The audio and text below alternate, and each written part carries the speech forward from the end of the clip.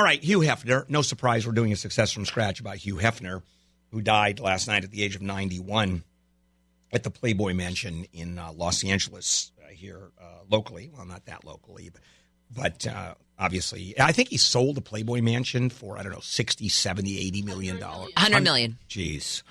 And he had a life estate. In other words, he could stay there until he died. And you know what? He died.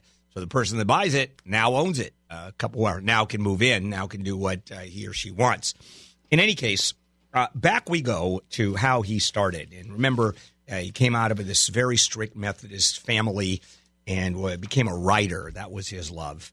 And decided he's going to start a magazine that was hip, that was for men. He basically wanted to get laid and be a cool guy because he read the future, or he just wanted to get laid and become a cool guy and drink and hobnob with celebrities. So he raised $8,000 to start the Playboy magazine. And here's how he actually launched it. And this is what he talked about when I interviewed him, and we played this part of the interview, is that there was a photograph of a nude Marilyn Monroe out there, and she'd already hit it big, and he bought the rights. A photographer had that photo, and he bought the rights. He said $500 is what he paid for that photo.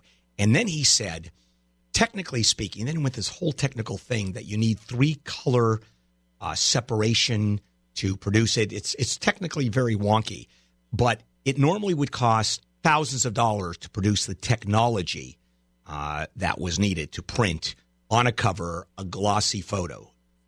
And the photographer gave that to him. He had the 3-color separation and said, here, you can have it as part of the picture.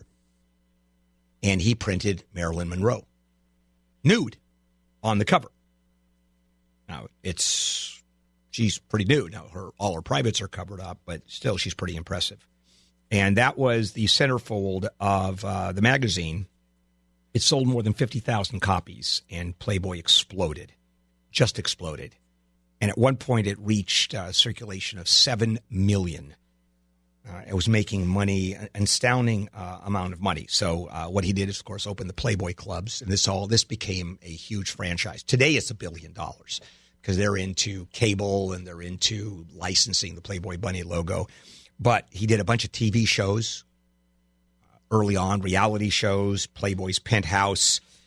He was a civil rights activist when it wasn't popular. He was always a true civil rights hero, actually. He would put black people on TV. He was very good friends with Sammy Davis Jr., Ella Fitzgerald, all of the early entertainers. And those are the times when entertainers would couldn't, number one, be in all white clubs and would have to go in through the back door if they did entertain. And he stopped all of that cold. And he told anybody, if you're interested in doing that, you're not here. I mean, really a good guy that he is and was until the age of 91.